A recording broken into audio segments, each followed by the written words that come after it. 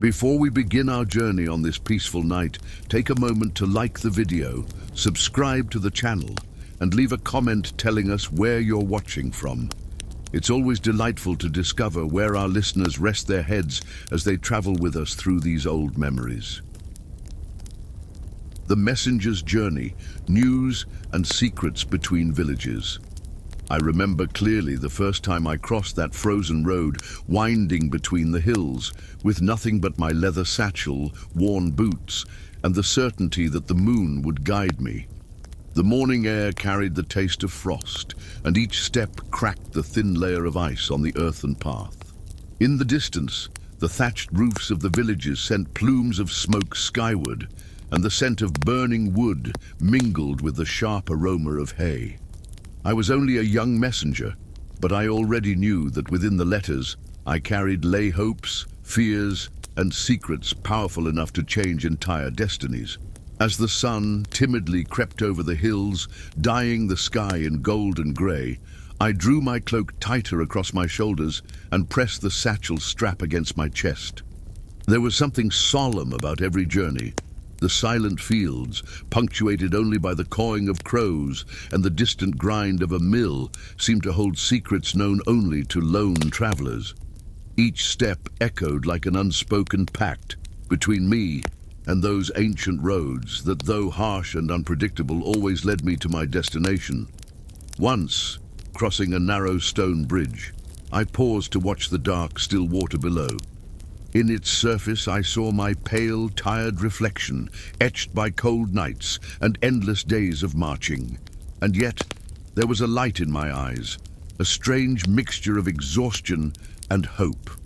For more than delivering letters, I carried stories from village to village, and along with them the sense that, amid bitter winters and uncertain harvests, something still bound us together, the need to hear a voice from afar. There were days when the road was peaceful, accompanied only by the rustle of trees and the sweet scent of damp earth after rain. But at other times, it felt like a cruel trial. Cutting winds swept down from the mountains, and thick snow erased the footprints of those who had come before me. In such moments I followed memory and ancient landmarks, a moss-covered stone shaped oddly, a solitary oak atop a ridge, little anchors of certainty in a world that seemed ever shifting. Still, each arrival in a village felt like waking from a difficult dream. The sound of voices, the warmth of a hearth, and sometimes the simple smell of fresh bread reminded me why I pressed on. It was then that I met eager eyes. Mothers awaiting letters from children fighting in distant wars, farmers hoping for word of distant markets, even old skeptics who frowned, fearing my news would bring more trouble than relief. Some villagers invited me inside, offering a bowl of hot broth and a seat by the fire. On nights when storms howled outside, I listened to ancient tales full of legends and half-truths. In exchange, I shared the news I carried, some joyous, others grim, and watched how each word sparked hope or wiped away tired smiles. Being a messenger was more than bearing scrolls. It was, in a way, carrying fragments of each village's heart. Once, a wrinkled old woman gripped my fingers as she took a letter. Her tear-filled eyes read every line as if it were a prayer. At the end, she whispered a thank you so fragile it nearly vanished in the hearth's crackle. In that moment, I understood that my lonely, perilous journeys served a greater purpose. Not merely linking villages by dirt roads, but uniting people through words. Yet some days the news I bore was heavier than my weary legs. I recall a foggy morning when I knocked on the ironsmith's door to hand him a letter sealed with the black mark of mourning. He said nothing, only nodded as if he already knew what lay inside. In that silence, I learned that the weight of certain messages was born not on parchment, but in the absence of voices never to be heard again. Even so, there were moments of joy. I once reached a small hamlet at the foot of a hill and delivered word that a young couple's land had finally been returned after a long dispute. Their tears were not of sorrow, but relief. They embraced me as if I were an old friend, and for an instant, All the weariness of the roads, all the solitude of my travels seemed to melt away in their grateful laughter. On the longest nights, when I traveled beneath a pale moon, I felt that the roads themselves held secrets known only to messengers. The woods whispered in the wind, and sometimes I fancied those ancient voices accompanied me, as if the very earth blessed my journey. In those moments, a solitary guiding light, perhaps a candle glowing through a window, was enough to renew my strength and remind me that someone, somewhere, was waiting. But it was not only letters and decrees I carried. Often I bore whispers, stories murmured at doorways, requests to pass along something unwritten. Rumors of promising harvests, tidings of weddings, simple gossip that traveled miles like treasures, and somehow even these humble words helped weave an invisible thread between villages that would otherwise remain isolated in their own winters. One rainy night, I sought shelter in a miller's cramped cottage. As my clothes dried by the fire, he recounted a curious dream in which a crow left a letter on his windowsill. We laughed together, yet the next morning, the first message I delivered was for him. He looked at me as though I had come from another world, and thereafter swore I was more than a mere messenger. He claimed I was a harbinger of change. Perhaps he was right. There was something almost magical about how each delivery seemed to arrive at the precise moment of need. It was not mere chance, but a silent harmony between tired steps, winding roads, and anxious hearts awaiting me. Deep down, I believed messages found their recipients not just through my hands, but because life itself willed those words to arrive. There was one winter when the snow would not cease. Roads vanished under a white shroud, and many thought no one would dare cross those lands until spring. Yet there I was, boots sinking into ice and satchel strapped tight upon my shoulder. With each step, the wind slashed like a blade, but within me burned a small flame, the certainty that beyond these storms, someone awaited my news to feel less alone. I remember arriving at a tiny village almost at dusk, blanketed in snow and silence. Only one candle flickered in the elder's home. When he saw me, he smiled as if I were a long-delayed miracle. I handed him a letter, and his time-worn eyes gleamed with unexpected youth. He invited me in, and over cups of hot broth spoke of days when he too was a messenger, well acquainted with solitude and the strange beauty of the roads. That night, as the elder's stories wove around me, I felt an echo of my own journeys. He described starry nights over empty fields, encounters with lost travelers, and even the unexpected warmth of shared bread. His tales carried the weight of experience, but also a soothing gentleness, as though to say, all roads, no matter how long, lead us home. Before I slept, he offered me a worn yet clean blanket and said there was no greater honor than being the one who carries hope from door to door. Lying by the hearth, listening to wind rattling the windows, I felt a profound sense of belonging. For the first time in many moons, I was not merely a tired messenger, but part of something larger, a silent chain of voices, letters, and memories that held the world together. The next morning, the sky was clear and blue, as if the night's tales had swept the clouds away. The elder gripped my hand firmly before I departed, and as I resumed my journey, I heard his voice behind me, blessing gentle winds upon my path. That simple benediction stayed with me for miles, warming me more than any cloak or fire could. Along the way, I began to realize that each village, each face, each exchanged word formed an invisible map inside me. No matter how far from home I roamed, those little memories, the laughter of a child receiving news of a father, the relieved sigh of a mother, were the markers guiding me. And it was then I understood. I carried not just messages, but fragments of hope, stitching them together across the roads like one weaves a cloak to warm forgotten hearts. One afternoon, while crossing a silent forest, I stumbled upon a group of children playing by the roadside. Spotting me, they ran over, eager to know if I bore letters or tales from afar. I smiled and, before unbuckling my satchel, painted a picture with words of a distant village where wheat fields stretched like a golden sea. Their eyes lit up as if I had revealed an invisible treasure, and for a moment I felt my calling was also to sow dreams. Further on, in another hamlet, a burly man met me with arms crossed, wary of bad news. Only when I handed him a trembling wedding proposal did his face soften into a silent smile more precious than any gratitude. It was then I learned that every message bore its own weight and its own power to touch hearts.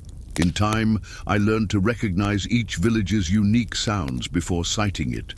Some resonated with tavern laughter, others with the rhythmic hammer of forges. Some lay hushed, pierced only by lowing cattle or creaking wagon wheels. In every one, I was welcome not just as a traveler, but as the invisible thread linking lives separated by miles of earth and solitude. One night, while resting in a humble stable lent by a generous peasant, I heard footsteps on the road. Peering through a crack, I saw another messenger, older than me, hurrying by with his own leather satchel. We exchanged a quick nod, and in that instant, I realized I was not alone in this silent calling. There were others like me, crossing fields, braving winds, and carrying letters that, together, held the world together, word by word. At dawn, dew sparkled on the grass like tiny crystals, and I set off with a slightly lighter satchel and a fuller heart. Each greeting, each smile, even the heavy silences reminded me that I, in some small way, took part in the lives I touched, however fleetingly. It was a lonely existence, yes, but also a profoundly beautiful one, woven from small gestures treasured only by travelers. And so, among muddy roads, ancient bridges and villages hidden in misty valleys, I understood that my journey was more than a trade. It was a kind of silent prayer, repeated step after step. For as long as someone awaited a letter, a word, or a simple sign that they were not forgotten, I would keep walking. And in the steady rhythm of my steps, I found the same certainty: there is no loneliness when one carries hope. On my final trip before spring, the wind had softened and fields were beginning to don their green anew. Arriving at a riverside village, I saw children racing between wooden houses and heard distant bells calling for mass. I delivered the last letters, and as I watched faces glow with reunion and anticipated news, something within me stilled. As if for a brief moment, all the roads in the world converged in that place. That night, lying by a crackling fire and listening to the water's gentle lap against the banks, I closed my eyes with a tired smile. I knew that when the sun rose, there would be more paths to tread and new stories to carry. But for now, the comforting silence and the knowledge that as long as someone waited for news, I would always find my way, were enough. For even a messenger rests when, just for an instant, the world seems at peace. The innkeeper and life in the tavern, between tales and conflicts. I remember well the first time I stepped into that tavern. It was a winter's night, and the snow fell with the patience of one who knows there is no need to hurry. Lanterns swayed gently in the breeze, and a comforting aroma of freshly baked bread and stewed meat escaped from beneath the wooden door, inviting any weary traveler to seek shelter. Inside, voices were low, a chorus of murmurs intertwined with the crackling of the hearth. The owner, a sturdy man named Osric, wore a tired yet genuine smile, the kind that warms more than the wine poured into clay mugs. Osric's tavern was not merely a place to eat and drink, it was the village's beating heart. Beneath its dark-beamed ceiling and walls, draped in worn tapestries, muddy-booted peasants gathered alongside hardened soldiers, coin-laden merchants, and solitary travelers bearing stories so distant they felt like legends. Every table held its own little world, yet all shared the same golden candlelight and the scent of smouldering wood. It was impossible not to feel that in some way we all belonged to that very moment. I recall one particularly busy evening. A group of soldiers, still caked in road mud, barged in laughing loudly and stamping their heavy boots, demanding wine as though they wanted to drown the chill that bit into their bones. At another table, an old merchant regaled anyone who'd listened with tales of a city whose houses reached the clouds, stories no one believed, yet everyone listened to, longing for a dream to carry them off to sleep. Meanwhile, Osric moved with the ease of a man who had seen countless nights like this, filling mugs, breaking up potential brawls before they began, and offering a smile that seemed to say, "Within these walls, no harm lasts long." The hearth crackled, its light dancing on the walls and making the tapestries appear alive. There was always a nook for those who preferred silence, a bench by the small window where one could sip in peace while listening to the wind moan outside. I myself spent many hours there, watching the comings and goings of patrons, feeling part of a story larger than any I could tell. Because in that tavern, between sips of wine and simple fare, I discovered that the travelers did not alone bring stories. The tavern itself seemed to hold them in its walls, whispers that never faded. Some nights the tavern became a stage for small mysteries. Like when a hooded young woman, her voice barely audible, left a purse of coins on the counter and vanished before Osric could even thank her. Or when a traveler unfolded a crumpled old map, swearing it led to a forgotten king's tomb, only to see it used as an impromptu napkin when wine splashed across the table. On those nights, amid stifled laughter and curious glances, reality itself felt slightly skewed, as though the improbable had slipped in with the cold breeze. And Osric, with unflappable calm, treated every oddity as just another part of the routine. When a quarrel threatened to flare, he'd slam his broad hand upon the counter and with a single stern look remind the fiercest peasant that this was neutral ground. When someone arrived too exhausted to speak, he quietly set down a steaming bowl of stew and let the silence do its work. Perhaps that was what made the tavern so special. There, nothing was expected but humanity, with all its flaws, stories, and little miracles. One night, when the snow blocked the doors and cast the village into a hushed reverence, Osric lit every candle in the tavern and cracked open the windows just enough for the scent of spices to drift into the street. That was when two travelers arrived, a disheveled bard and an aged monk, his face etched with deep wrinkles. The bard began to play an out-of-tune lute, yet everyone seemed entranced by his melody. The monk, seated silently by the hearth, drew curious stares simply by saying nothing, as though he carried a secret no one dared to ask about. That evening, I stayed later than usual. The fire's glow was hypnotic and the air smelled of warm bread. Gradually, the tavern filled with a hush of reverence, as if the world outside had paused to grant us that moment of peace. One soldier dozed off with his head on the table, and no one had the heart to wake him. That was the essence of Osric's tavern. Inside those walls, neither time nor haste held any sway. There was also the night a feud nearly turned the tavern into a battlefield. Two stubborn merchants argued over who had the right to use the village's main road with their caravans. Voices rose, chairs scraped, and for a tense moment, the hearth's warmth seemed powerless to quell the chill. Then Osric, with his customary patience, set down a huge tankard of ale before each man and simply said, "Drink before it grows cold." Somehow, that was enough.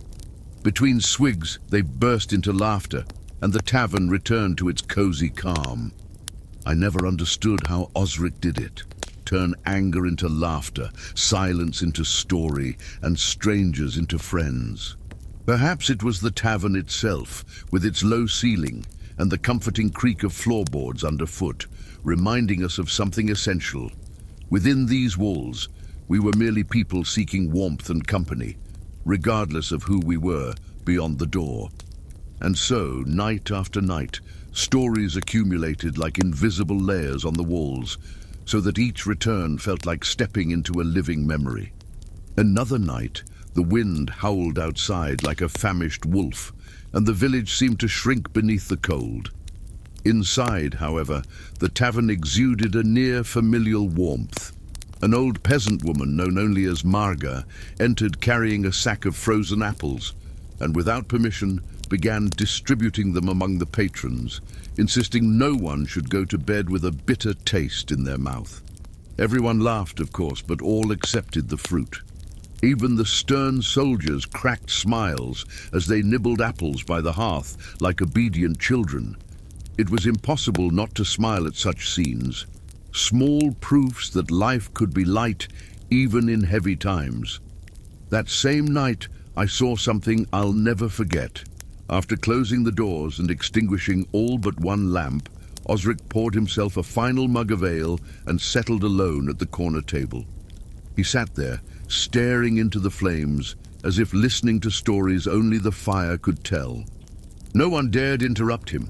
Watching from afar, I realized that perhaps the true soul of the tavern was not in the loud laughter or heated debates, but in those silent moments when we all remembered that, at heart, we were simply seeking a place to rest in peace. Once, a lone traveler arrived late, his face streaked with snow and shoulders bowed from exhaustion. Osric asked no questions. He merely set a steaming bowl of stew before him and pointed to the bench by the hearth. The man ate in silence, then withdrew a small leather pouch from his coat. From it, he retrieved a wooden flute and began to play. The melody was simple, yet so pure and melancholy that the entire tavern fell silent. Even the fire seemed to hush its crackle to listen to that song. When he finished, no one applauded, not because it wasn't beautiful, but because it would have shattered the spell with noise. Osric simply nodded and refilled the musician's mug at no charge. It was one of those rare moments when nothing needed to be said, and perhaps it's what I remember most about that tavern. The silences were as precious as the stories. Within its walls, life learned to breathe more slowly, and even time, weary of running, sat with us to rest. There was also a spring night when rain pelted the windows and the tavern buzzed with a tranquil warmth. That day, a young farming couple entered, their clothes still soaked from working the fields, and sat by the fire. They had little, only a few coins, but Osric served them fresh bread and cheese as if they were royalty. They laughed softly, sharing each morsel like a feast. I thought then that this was precisely what made the place special. Wealth did not matter, only the sense of belonging. Later, a talkative merchant launched into tales of distant lands, describing endless deserts and seas so vast they seemed to have no shore. Some scoffed, calling him an exaggerator, but no one asked him to stop. Deep down, we all needed those stories, true or not. They were fuel for the imagination, and for a brief moment, even the most weary among us could picture ourselves traveling to places we would never see. In Osric's tavern, even dreams found a corner to rest. One autumn night, when leaves danced in the wind and the village smelled of burning wood, a peculiar visitor arrived. A man in a threadbare cloak, sporting a mischievous grin and carrying a satchel full of little glass bottles, claimed to have potions to cure any ailment, bring luck, or ward off evil spirits. No one truly believed him, yet everyone bought a vial or two, for amusement, if nothing else. Osric, with his usual patience, just laughed and offered the charlatan a seat by the fire, as though even tricksters deserved warmth. That night, I stayed until the last patron left. When the door finally closed and the wind reclaimed the streets, Osric extinguished nearly every candle, leaving only the hearth's soft glow. He sighed, leaned on the counter, and said something I've never forgotten. "This tavern isn't just mine. It belongs to every story ever told here." Hearing his words, I realized he spoke truth.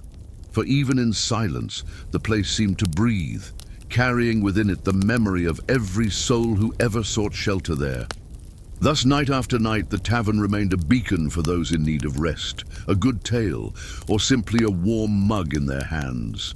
There was something sacred in that repeated ritual. Doors opening to strangers, a fire that never died, and Osric ever steadfast behind the counter, guardian of a small yet complete world. Within those walls, the hardships of the day wilted, dissolving in the hum of conversations and the scent of freshly baked bread. Over time, I came to see that the tavern was not merely a place to visit. It was a place one carried with them even after leaving. For anyone who sat by that fire and listened to others' tales departed with something invisible, a warm remembrance tucked into their heart. And to this day, when I close my eyes and think of tranquil nights, I still hear the hearth's crackle and Osric's voice inviting me. Have a seat. Everything you need is already waiting here. And perhaps that is why that tavern never leaves my memory. No matter how much time passes or how far away I may be, I need only close my eyes and I'm there again, hearing laughter mingled with the crackle of the fire. And for a single instant, all that is harsh in the world seems to soften, for as long as places like that exist, built of warmth, stories and humanity, there will always be a refuge for our weary souls. The washerwoman and the rhythm of the river, on work and hope. I remember well the sound of the river, always the same, yet always different, as if it murmured secrets known only to the water. In those days, I spent my mornings kneeling on the bank, hands plunged into the cold current, scrubbing worn cloths until they regained a measure of dignity. The air smelled of fresh water mingled with the earthy scent of the riverbank, and now and then the breeze carried the distant perfume of burning wood from the village homes. Life was simple, indeed harsh, but there was something almost sacred in that rhythm, an ancient cadence marked by the stones, the froth, and the river's constant murmur. There were mornings when we were not alone. Other washerwomen gathered along the bank, each with her basket of laundry and her own stories to share. While our hands worked without pause, our voices filled the air with chatter, stifled laughter, and even soft songs, as though we sought to trick the cold and the weight of our routine. There was an older woman, Marta, who always had an old proverb for every occasion, and another, Inez, who dreamed of saving enough coins to open a small bread shop. I listened as the sun climbed lazily in the sky, and for a brief moment, even as the icy water bit at my fingers, I felt that the world could be light. But there were also days of silence, days when each of us stood alone with our thoughts, the river's murmur filling the space between our weary souls. In those moments, I gazed into the current and let it carry away my fears for a time. The fear of running out of bread, of seeing my children grow without ever tasting plenty, or of losing my strength before winter's end. And somehow, in that cold, wet stillness, the river gave something back, an ancient calm, as if to say that everything, one way or another, always finds its course. One morning, the sky was draped in heavy clouds, and a low mist lay over the river like a soft veil. Balancing my basket on my hip, I heard only the sound of my footsteps in the damp mud. The village still slept, but I cherished those hours when time seemed suspended, as though the world breathed slowly. The water felt colder than ever, biting my wrists when I plunged the cloths in, yet there was comfort in that repetition. Beat, wring, rinse, as if each motion banished a bit of the weariness life pressed onto my shoulders. It was in that morning hush that I noticed something curious, a small red leaf drifting downriver, spinning unhurriedly among the stones, like a message from an early autumn. I paused to watch, and without knowing why, felt a quiet warmth in my chest. Perhaps it was only a leaf, but to me it was a reminder that even the coldest, greyest waters hold room for colour. I smiled to myself, and the day's toil seemed somehow lighter. As the hours passed, the other washerwomen arrived, each with tired steps and baskets brimming with laundry. Marta was the first to join me, her seasoned hands plunging into the stream without hesitation. "The river's in a winter mood today," she said, and we laughed softly. Soon Inez began to hum an old melody our grandmothers used to sing while working. One by one we joined in, our voices weaving with the river's roar to form a simple but beautiful harmony, enough to make us forget, if only for a moment, the ache in our backs and the numbness in our fingers. While scrubbing a stubborn linen shirt, I let my thoughts drift to my children, waiting at home with hopeful, hungry eyes. I dreamed of days when we need not count every coin, when bread was no luxury and winter came without threat. These reveries were fleeting, almost shy, yet I treasured them, for somehow between the river's stones and our muffled laughter, a spark of hope lingered, refusing to be extinguished. Between loads, we shared small stories, memories of harvest festivals, village gossip, or tales of better days. Marta, her eyes lined with wisdom, spoke of times when the river ran fuller and fish were plentiful. Inez dreamed aloud of the bread she'd bake, with golden crust and fragrance to fill the village square. I listened, letting their words paint vivid images so real I almost sensed them before me. Bountiful tables, merry laughter, children darting around the hearth. There was something magical in our shared dreaming, even though none of us had more to offer than tired hands and heavy baskets. Perhaps that was what held us steady, the power to stitch hope into the rough fabric of our reality. And as the river carried away soapsuds and our worries, I felt it listening, guarding us in its silent constancy, an old friend, patient and eternal, who would never abandon us. By mid-afternoon, when the sun finally pierced the thick clouds, its golden light danced on the water's surface, turning the cold stream into something almost welcoming. Children sometimes came to the bank to skip stones, shrieking with delight as the flat rocks bounded across the river.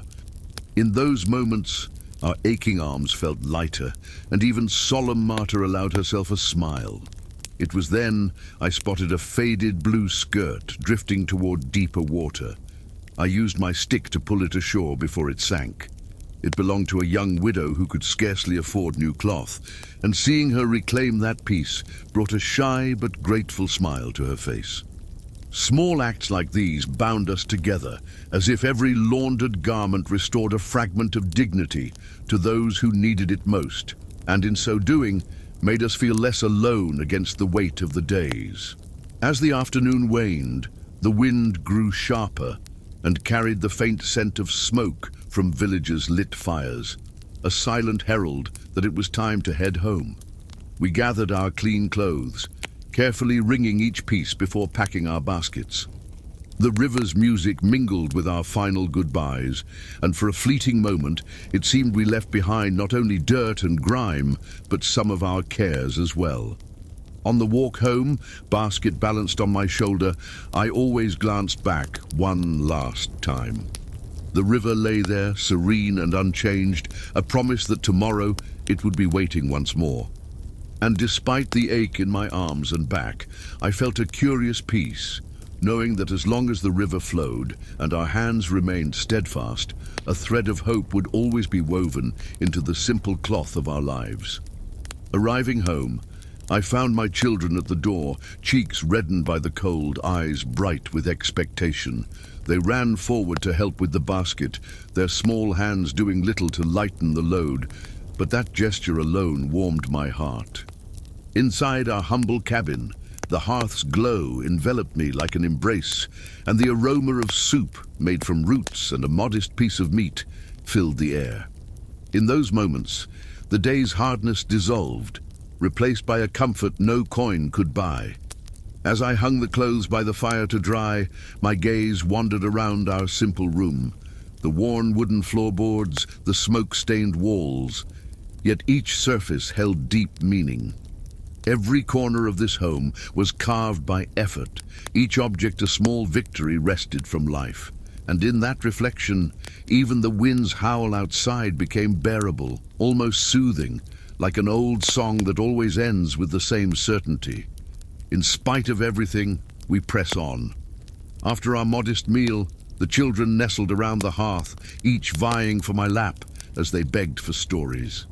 I told them of the river, Of the day a heron alighted so close it seemed to listen, or when stern martyr slipped in the mud and laughed like a child. Their laughter rang with joy, and in that sound I found something more powerful than rest, the knowledge that, even with little, we were rich in what truly mattered. When silence finally fell, only the crackling wood filled the cabin. I sat for a moment, watching the flames and feeling my exhaustion transform into a gentle peace. Outside, the river continued its silent course, hidden in the dark, but I knew it was there, faithful and constant, like a steadfast friend. With that comforting thought, I closed my eyes and let sleep come, carrying with me the quiet hope that tomorrow would somehow be easier. That night I dreamed of the river, not of baskets or laundry, but of clear water flowing unhurriedly, reflecting the sky like a mirror. I walked its banks in silence, feeling the cool breeze and the damp scent of newly wet earth. In that dream, the river whispered words without sound, words I understood without speaking, that life, like the current, moves ever onward, even when it seems impossible. When I awoke before the sun rose, I heard the river's soft song in the distance and smiled. Work awaited as always, but so did the discreet peace known only to those who live by the river's rhythm. With a serene heart, I donned my apron, lifted my basket and stepped outside, because deep down amid stones cold and foam, nothing could ever wash away the hope that runs ever onward with the water. The blacksmith apprentice, learning a craft, building a future. I remember vividly the first time I stepped into the village forge. The air was thick, warmed by the forge's steady breath, and a faint odor of burning charcoal mingled with the scent of newly heated iron, as if the very atmosphere vibrated with an ancient promise of labor and perseverance. The master blacksmith, a man with a grizzled beard and hands as steady as the anvils he commanded, regarded me with eyes that measured not only an apprentice's strength, but also the resilience of his spirit. Outside, the chill of dawn still shook the windows with the wind, but inside, everything pulsed with heat and life. I was only a timid, uncertain boy, with more calluses on my dreams than on my hands. Yet when I heard the first ring of hammer on glowing iron, something inside me awakened. There was a rhythm in that sound, like a hidden heartbeat echoing through the stone walls of the workshop. The master said little that morning. He simply pointed to a pile of coal and told me to feed the forge. I did not protest. In silence, I watched his every motion. How he turned the metal, the patient way he waited for the perfect glow before each strike. It was in that silence, broken only by fire and steel, that I understood I was about to learn far more than a mere trade. In the days that followed, I learned that the forge had its own language. When well tended, the fire whispered softly. When neglected, it roared with impatience. I, still clumsy, burned my fingers more times than I dare confess. The master, with his dry humor and deep voice, merely shook his head and said, "Iron teaches those who listen, lad." At night, returning home, my hands ached and my arms felt heavy. But there was a strange satisfaction in every sore muscle, as if the work itself was shaping me just as we shaped the metal. Slowly, I began to notice details I had once overlooked. The reddish glow of iron, just before it yielded to the hammer, the crisp sound signaling a well-forged blade, even the faint smoky tang that clung to my clothes. Reminders that I was, little by little, becoming more than a boy. The master seldom praised me, but one evening as we cooled a newly finished piece, he placed his hand on my shoulder and said simply, "That is correct." Few words, yet they echoed like church bells within me. And that night I dreamed not of doubts, but of possibilities. Mornings at the forge held a peculiar charm, while the village still slumbered and the first chimneys began to release their smoke. I was already tending the coals, as though caring for a sacred flame.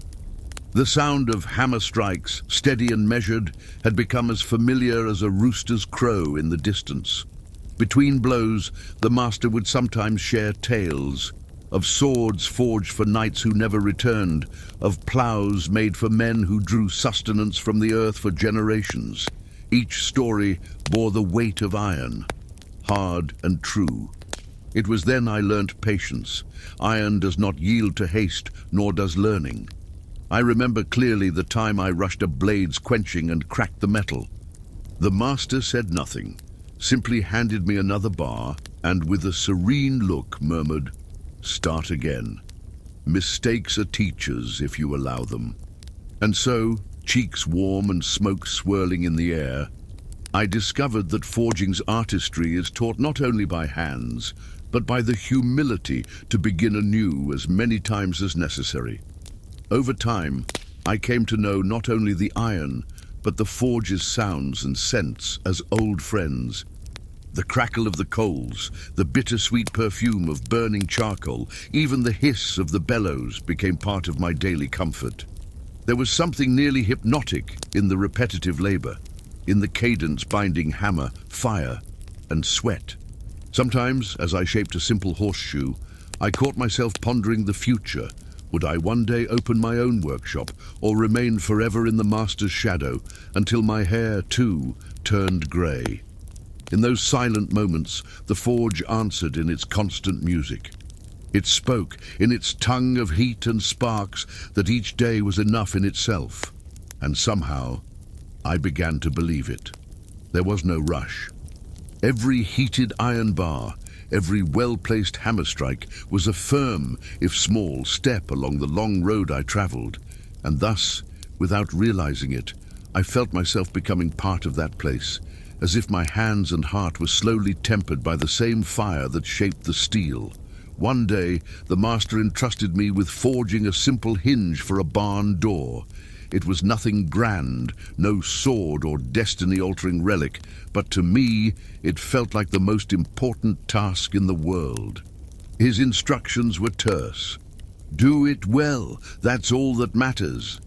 And so I stood before the forge, sweating over the flames, measuring each blow, listening to the metal's dry song under the hammer, until the piece took shape. When I finally plunged it into water and heard the iron's hissing chill, a deep, simple pride welled inside me, as though that sound sealed a silent pact between my future and me. The master examined the hinge for long seconds, turning it between his calloused fingers. Then, with a brief nod, he declared, "It serves." Few words, but they were enough. No broad smiles or embraces, only that contained acknowledgement, so typical of him. That night, carrying the piece wrapped in cloth through the village, I felt as if even the wind were lighter. Every lit window, the scent of baking bread, each wisp of smoke against the dark sky seemed to whisper that I was finding my place in the world. As the seasons passed, I realized the forge was not just a workplace, but the village's gathering spot. Peasants came for tools, hunters commissioned arrowheads, even travelers arrived bearing odd tales and exotic pieces in need of repair. I listened silently as the master bargained in his direct, almost gruff yet fair manner. Between each word and the jingle of coins, I learned something precious. The forge not only shaped iron, it forged trust. Some nights, after dousing the fire, we remained to hear the dying embers crackle. In rare moments of generosity, the master would recount how he too had begun young, full of doubt and inexperienced hands. "It takes time, lad," he'd say, gazing at the anvil as one gazes upon an old friend. And sitting beside him, I felt a warm hope, quiet and steady. Not built on grand dreams, but on the certainty that day by day, I was learning to build a solid future as firm as the iron we wielded. I recall one particularly harsh winter when snow blanketed the rooftops, and biting winds drove even the hardiest indoors early. Yet the forge burned bright, a fiery heart in the village's center. There was a near magical comfort in stepping inside, feeling the heat envelop me, and hearing the fire roar like a guardian against the cold. Among hammer blows and puffs of smoke, I sensed that though the world outside froze, within the workshop time stood suspended, protected by the ceaseless glow of the embers. It was that winter I realized the forge taught me more than metalwork. It taught me to forge myself. With every mistake corrected and every piece reforged, my patience grew like a well-fed flame. And when the master, in a rare gesture of approval, tapped my back and said, "You're getting better, lad," I felt those few words kindle a warmth that reached beyond my hands and warmed my very spirit. When spring finally returned, bringing birdsong and the fresh scent of blossoms, something in me felt renewed as well. My hammer strikes grew firmer, my attention to detail sharper. No longer was I merely a gawky apprentice. I began to understand the silent dialogue between fire, metal, and man. The master, though still reserved, assigned me more complex tasks, and with trembling hands I forged my first simple blade.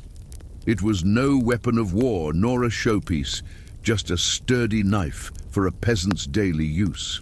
But when I handed it over, polished and keen, and saw the recipient's genuine smile, I felt a different heat, that of my own making, as if every spark that had once leaped from the metal had kindled a small light within me. In that instant I understood. More than forging iron, I was shaping lives. Eventually, my routine became almost ritual. Each morning began with lighting the forge, the familiar hiss of the bellows bringing the workshop to life, and the first crackle of coals shattering the silence. The master watched quietly, with those attentive eyes that missed nothing. Unnoticed at first, I began to find joy in the smallest details. The golden gleam sunlight cast over lined tools, the earthy smell of charcoal, even the fine film of soot marking my skin, a badge of belonging. Then one day, as we worked side by side, the master broke our long silence. "You know, lad, you have the hands for this." 6 simple words, spoken without fanfare, but with the gravity of a morning bell. I did not answer at once. I simply felt my chest warm with a mixture of pride and gratitude. There, among fire and iron, I realized that there was no urgency. My future need not be feared. It was being forged, blow by blow, within that very workshop. One afternoon, while crafting a smaller piece, I noticed children peering through the forge's door. Their eyes shone with the pure curiosity only the very young possess. I smiled and, in a bold move, invited them inside. I showed how glowing iron changed shape beneath the hammer, and their laughter rang out like distant bells. The master pretended to grumble, but I caught a hint of silent pride playing at the corner of his mouth. In that moment, I saw that the forge was more than a craft. It was where stories began and were shared. And so I learned something simple yet profound. Every piece that left our hands carried more than metal. It bore the warmth we felt inside, the care in each hammer strike, and the quiet hope of those learning to transform not only iron, but themselves. And when we closed the workshop at day's end, the fire reduced to glowing embers and the village drifting into stillness, I knew without doubt that I had found my path. I was exactly where I belonged. Over the years, the work at the forge ceased to be mere apprenticeship and became part of my very being. Every hammer blow carried the weight of those that came before, and every finished piece seemed to echo all the mornings and nights spent before the flames. Sometimes, at day's end, I remained alone in the workshop listening to the soft crackle of the last embers. In those moments, it felt as if the entire world hushed, and I could hear my own heart beating in time with the hammer. That is why when I walk through the village today and see sturdy doors, reliable plows, and blades I forged with my own hands, I feel a peace hard to describe. No grand feats or lofty titles were needed. Only the forge's heat, the master's patience, and the knowledge that little by little each spark illuminated my way. Thus, between iron and fire, I learned that the future is not something to await. It is something we build, strike by strike, with humility and hope. The single mother and the market, negotiating survival and prejudice. I remember that foggy morning well, when the village market began to stir under the slow, solemn toll of the church bell. The wooden stalls still gave off the scent of last night's rain, and the air was cold enough to make fingertips ache. Amid the merchants' voices and the distant bleating of sheep, there stood a woman, her back straight and her gaze weary yet resolute, carefully arranging a small table piled with darkened loaves and handfuls of apples shriveled by a too-late harvest. Her children, two rosy-cheeked little ones in faded clothes, hovered close, as if the simple brush of her skirt could shield them from the world. Despite the market's hustle, I recall how heavy others' glances weighed upon her. There was something in the merchant's whispered tones, though the word alone went unspoken. It hung in the air between us. Some raised their brows, others looked away, pretending not to see. Yet she carried herself with a strange serenity.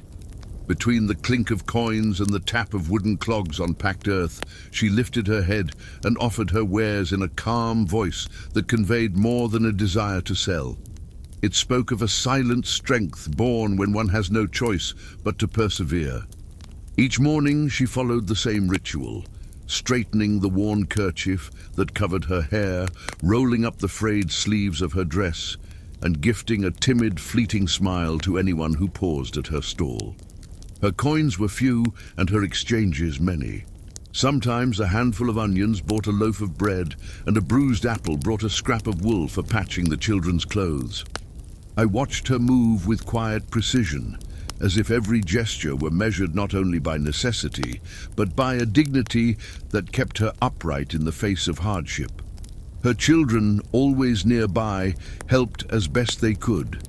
The older boy, still round-faced with childhood, scooped stray apples from the ground and wiped them clean on his own shirt before returning them to the basket.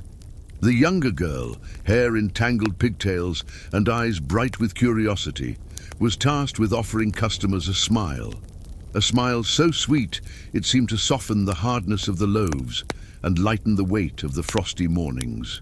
In that simple choreography of caring acts, the mother found her strength. Even amid scornful glances and muttered reproaches, she carried on day after day, as though she alone knew the secret the world had yet to learn: how to make survival almost beautiful. There were days when the wind brought not only cold, but cruelty wrapped in offhand remarks. "A lone woman won't get far," some would mutter, as though their words were etched in stone. But she never replied. She simply set her lips and arranged her goods more carefully, answering with silence and tenacity. It was a kind of stubborn poetry that seemed to vex those who expected her to give up. And yet not every moment was shadowed. Discreet kindness bloomed around her. An old fisherman would accidentally leave a small fish at her stall before wandering off without looking back. An elderly peasant woman slipped her a handful of dried herbs useful for seasoning or resale and pretended not to hear her quiet thanks. These subtle gestures, almost lost on casual passers-by, wove an invisible web of support among those who understood the brutality of life and recognized in her silence a reflection of their own resilience. One morning, when the sun had barely pierced the village mist, she arrived with a fresh batch of bread, whose warm, lightly sweet aroma defied the chill. That was when a young merchant with a sharp tongue sneered, "A widow's bread won't fill bellies," laughing loudly as though expecting others to join in. But no one did.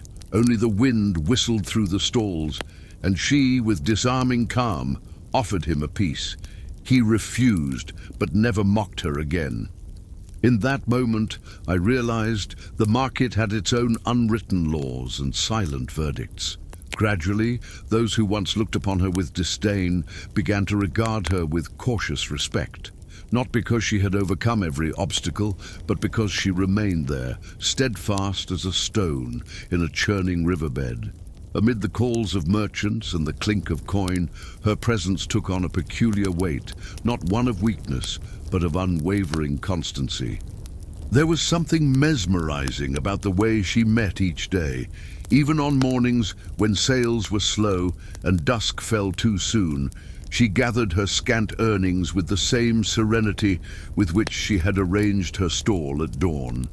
Her children, drowsy, clung to her skirt, and she gazed up at the darkening sky as though trusting that somehow the next morning would bring new opportunities.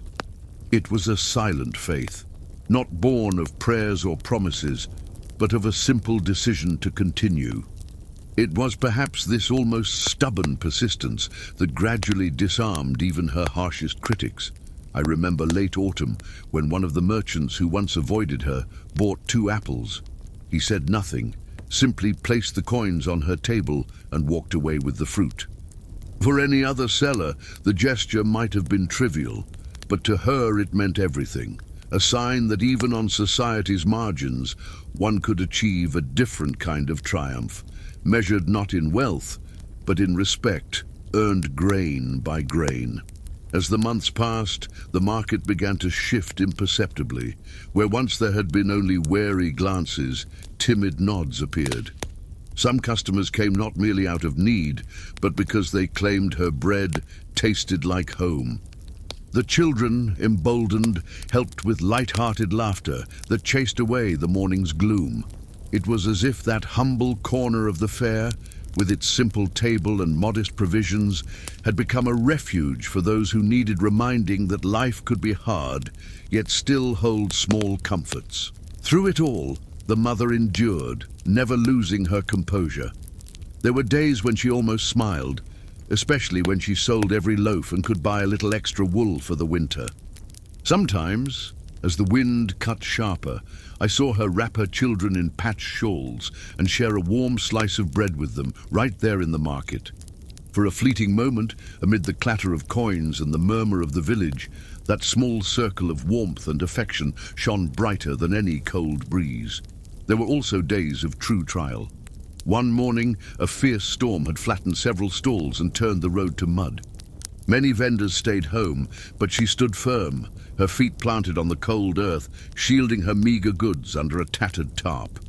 "If I don't come, there will be no bread for my children," she muttered, more to herself than anyone else.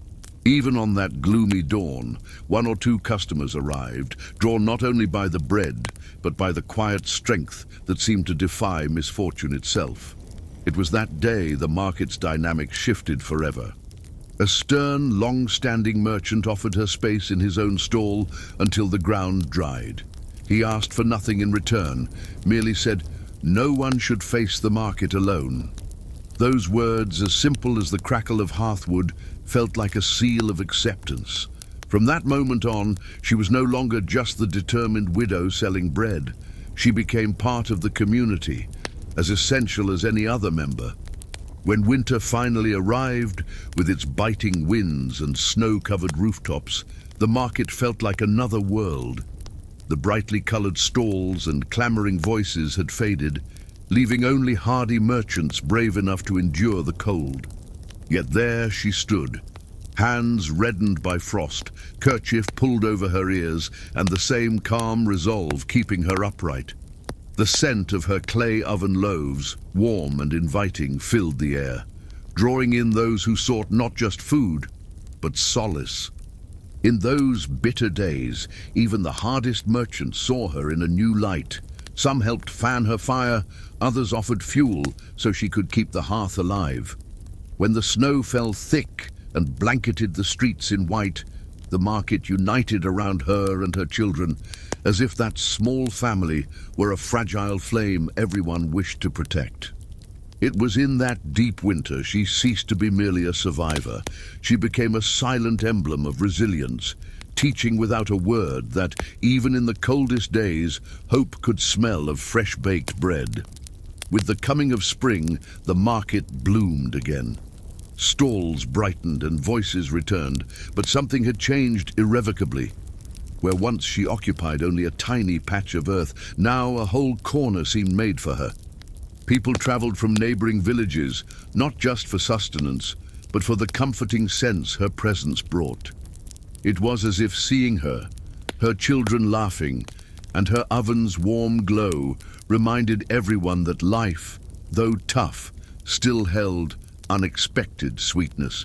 Then, on a clear morning while swallows traced swift arcs across the sky, she let herself smile truly, for the first time unreservedly, like someone who at last finds peace after many winters of struggle.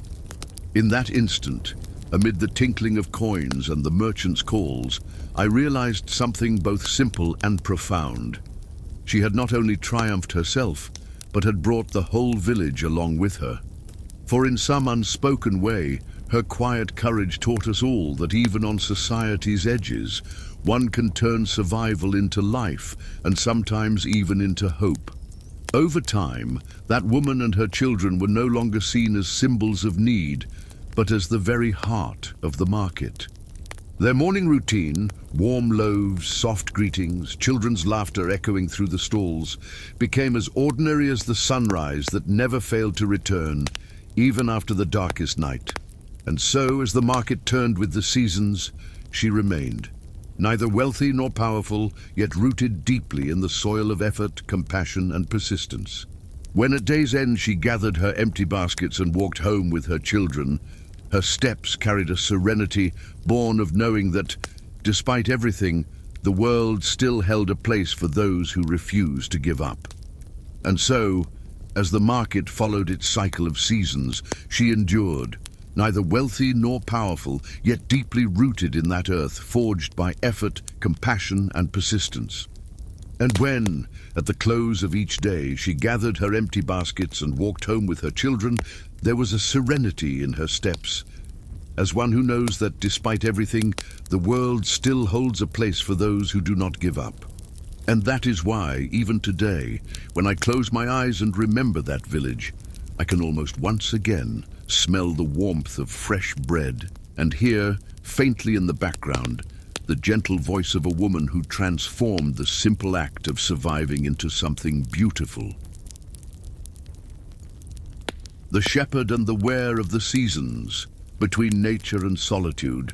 I remember, as if it were yesterday, the days when my world was reduced to the distant sound of sheep bells and the gentle murmur of the wind through empty fields. Life was simple, marked by the slow rhythm of the seasons, each leaving its imprint on the heart of the land, and somehow on my chest as well.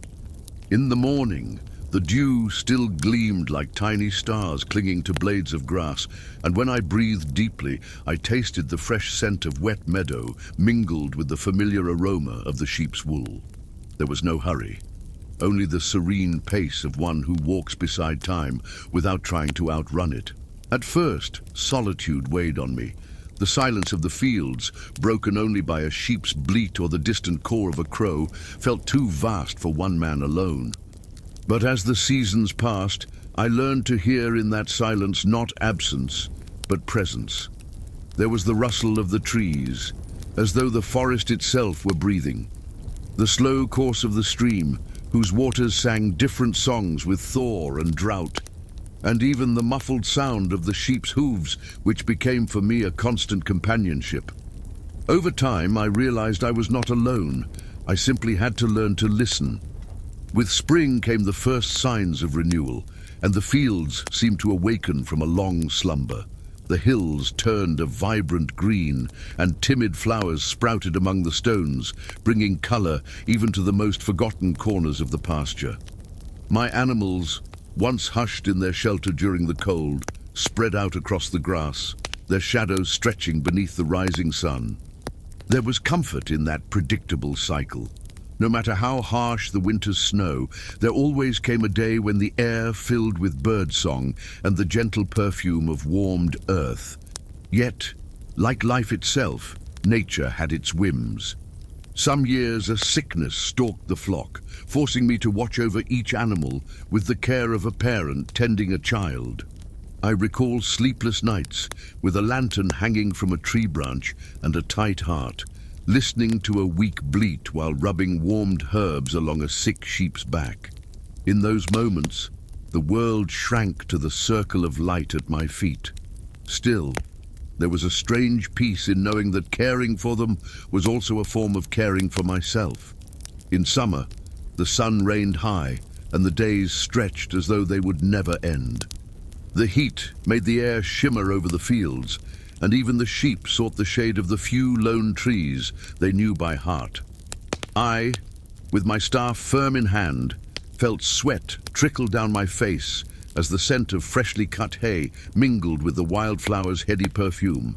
But at night, under a full silver moon, the fields became a vast cloak of serenity, and lying on the grass, eyes lost among the stars, I almost believed the world consisted only of that patch of land beneath my feet. It was on one such summer night that I first spotted a wolf watching my flock. Its eyes glowed in the darkness like embers, and a dense hush fell over everything. I stood motionless, holding my breath, until a simple clap of my hands and a firm shout drove it away. Then, as the sheep resumed grazing, trembling slightly, I smiled, not out of courage, but from that strange bond born of living close to the earth. Even the wolf, I thought, had its place in this vast tapestry we call life. In autumn, the fields changed hue, as if someone brushed them with copper and gold. Mornings grew colder, and the air carried the sweet scent of dry leaves piled around the fences. I walked slowly then, my staff setting the cadence of my steps, while the sheep grazed voraciously, preparing for the coming winter. Sometimes I paused just to hear the wind whistle through bare branches and feel that tranquil melancholy only autumn can bring. There was a solemnity to those days. The flock huddled closer, as though sensing the harsh season approaching. One afternoon I sat upon a stone, watching a newborn lamb take its first wobbly steps. I smiled to myself, as though guarding a gentle secret. The solitude that so often felt burdensome in those moments became a comforting silence, as if the very ground offered me companionship. It was a peace not found in villages, but only there, where the world can seem both vast and simple at once. When winter arrived, the fields appeared to slumber under a silent blanket of snow. Days shortened, and the sun barely brushed the hills before slipping away again. I spent long hours in the shelter tending the flock, while the wind whistled through the wooden walls' gaps. The warmth of the hearth and the scent of damp wool filled the air, and beside my animals I felt a strange intimacy, as though we were all united by the simple need to endure. At night, when all grew quiet, I would step outside briefly and gaze at the star-filled sky. The biting cold made my hands shake, but there was comfort in the vastness of that darkness, studded with light. The sheep, huddled behind me, breathed in slow, rhythmic unison like a gentle chorus. In those hours, solitude was not absence, but a silent presence, as if time itself sat beside me, simply observing. Over the years, I learned to read each season like an old letter. A glance at the sky told me if rain would fall before night, and my sheep's behavior warned me of predators I could not yet see. This silent communion with the land and its signs made me a patient man, accustomed to waiting, listening, and understanding that nothing in the countryside rushes, not even the germination of a seed, nor the calming of a heart. Once, on a particularly harsh winter morning, I found a sheep collapsed, weak and exhausted. I cradled her in my arms and carried her to the shelter, nursing her back to strength for days, as if she were a child. She survived, and never strayed far from me again. From then on, I believed that even in the deepest silence of the hills, small rewards await those who persevere. The land, after all, always gives back to those who tend it patiently. There were days when solitude played curious tricks on me. I recall a spring afternoon when, exhausted, I sat beneath a tree and could have sworn I heard voices mingling with the wind's whisper and the stream's murmur. They were not clear words, but a soft echo, as if the hills carried ancient memories whispered by shepherds before me. I smiled alone, unafraid. Perhaps it was my mind seeking company, or perhaps it was the earth finding a way to remind me that I was never truly alone. Indeed, I never was. My loyal guard dogs followed me closely, their tails wagging like small flags of devotion. They knew every rock and trail as well as I did. Sometimes, at dusk when the world glowed golden, we sat side by side, my dogs and I, simply gazing at the horizon. In those moments I felt that neither the vastness of the fields nor the weight of the seasons mattered. There was enough comfort in simply existing there in silence alongside those who shared the same rhythm of the world. With the next summer came sudden storms, thunder echoing through the hills like ancient drums.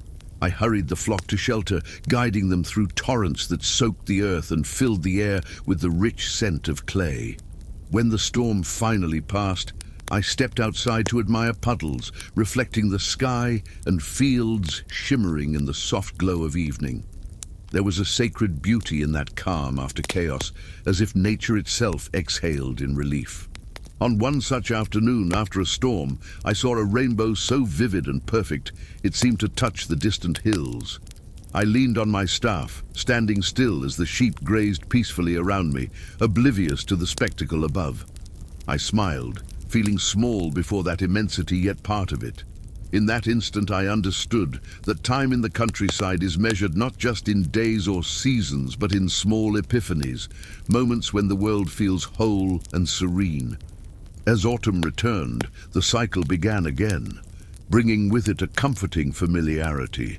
Leaves fell in lazy spirals, painting the paths in gold, while the cold air carried the smell of distant hearth fires.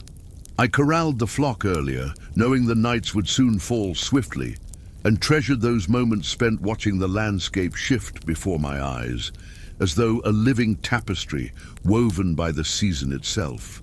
Once guiding the sheep through the valley, I met an elderly shepherd I rarely saw, bearded white and with eyes bearing the weight of many winters. We sat side by side in silence, and he said only, "In time, even the wind gains a voice." I laughed, not fully grasping his words, but later, as the wind whistled through the hills and the trees bowed in reverence, I began to believe he was right. In the fields, even silence has something to say. When winter came again, I welcomed it like an old friend. There was the ritual of reinforcing the shelter, stacking firewood, and checking the flock. But now, all of it felt nearly sacred. The cold bit just as fiercely, but no longer bothered me. I had learned to warm my hands by the fire, bundle myself in a heavy cloak, and listen, unhurried, to the woods crackle. On those nights, as the sheep slept and snow fell softly outside, I felt as though the entire world fit within that little cabin. And yet, there were moments of pure quiet that made me forget the passage of time. I would step outside just to hear the snow crunch beneath my boots and gaze at the night sky, so thick with stars it seemed hand-embroidered.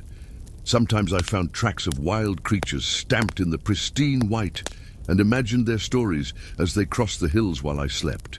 In those hours I understood that a shepherd's life is not only hard work, but also composed of those small, silent gifts that only those who truly listen to the land can perceive. With time, I realized that my life among the hills was not a burden, but a silent blessing. Each season taught me something new: winter's patience, spring's hope, summer's generosity, and autumn's contemplation. The flock, with their calm eyes and measured steps, seemed to share those lessons with me, reminding me that everything in life has its rhythm and nothing blooms before its time. And so I continue, year after year, staff in hand and heart serene. Sometimes, when the wind blows softly and the fields turn gold at sunset, I feel as though time itself sits beside me for a moment's rest. In those hours, there is no loneliness, only a profound peace that envelops everything: man, earth, and sky. And it is in that vibrant silence that I find my true home.